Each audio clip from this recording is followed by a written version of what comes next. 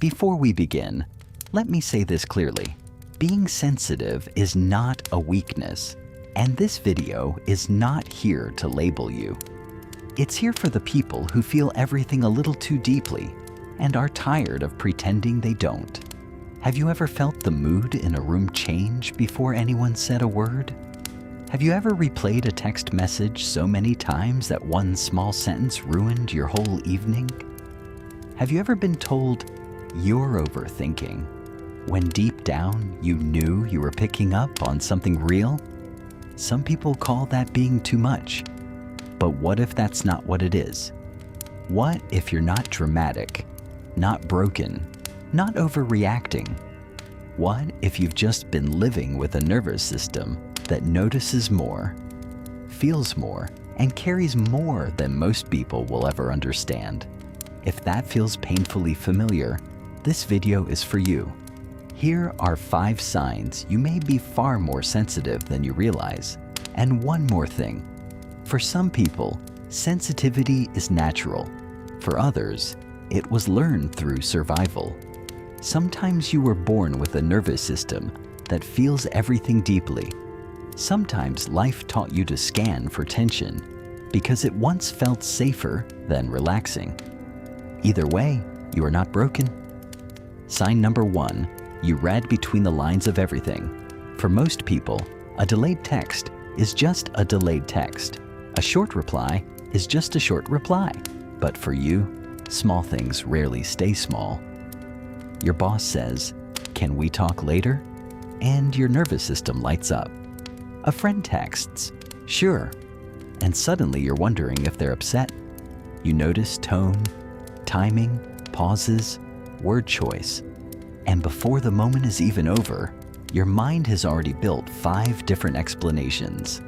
That kind of awareness can make life feel mentally loud, even when the outside world looks quiet. Sign number 2, you are deeply aware of yourself while you're feeling. Sensitive people don't just feel emotions, they watch themselves having them. You don't just get sad, you immediately ask why you're sad. You don't just feel awkward, you start reviewing how you sounded, how you looked, whether you were too much, too quiet, too emotional, too distant. It's like living with an inner narrator who never leaves the room. And after a while, that can be exhausting because you're not only living your life, you're also monitoring it in real time. Sign number 3, relationships rarely feel simple to you. One of the quiet pains of being sensitive is that you start noticing the layers behind what people say.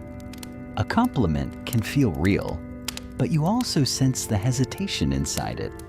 An apology sounds good, but part of you wonders if it's sincere. A kind gesture warms you, but another part of you asks, is there something behind this? You may still love deeply. You may still crave closeness, but your heart often arrives with caution. Because once you've learned to notice mixed signals, trust no longer feels effortless. Sign number 4, you absorb the emotional weather around you. You don't just notice when a room feels tense, you feel it in your body. You can tell when someone is carrying sadness, frustration, or pain, even if they never say a word, and sometimes that emotion doesn't stay with them. It follows you home. This is why sensitive people often become the listener, the peacekeeper, the emotionally safe one. People feel understood around you. But the hidden price is that you can end up carrying emotions that were never yours to hold. And the person who is always making space for everyone else often has the least room to fall apart.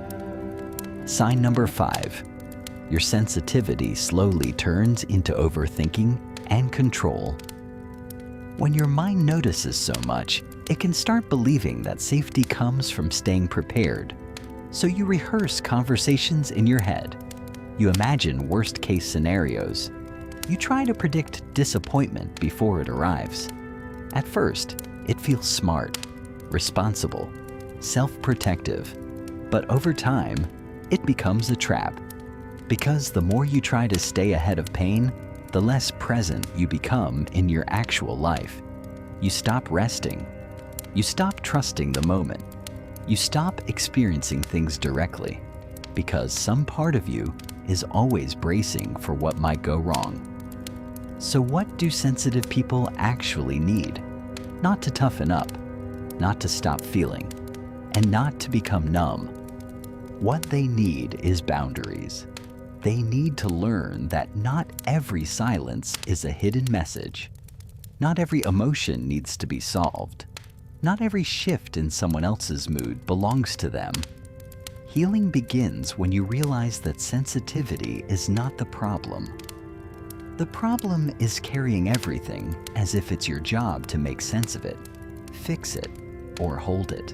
And when sensitive people learn that, something beautiful happens.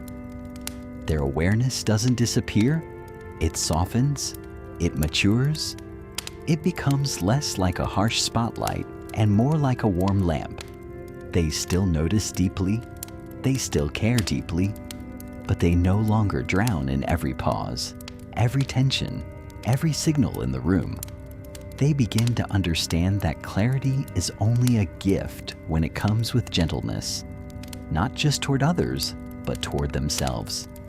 If this feels familiar, I hope you know this. You're not broken, you're not dramatic, and you are not too much. You may simply be someone who feels more, sees more, and carries more than most people ever realize.